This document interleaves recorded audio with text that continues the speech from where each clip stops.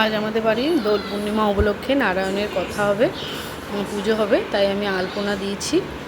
আর এখানে হোম হবে বলে হোমের সব জোগাড় সরঞ্জাম রেডি করে রেখেছি। এগুলো হচ্ছে হোমের জোগাড়। হোম কুণ্ডতে বালি আর পুষ্কাঠি রাখা আছে।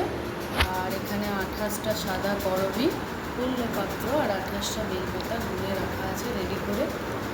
আর এই হচ্ছে কাঠ। এখানে ফল রেডি করে রাখা আছে।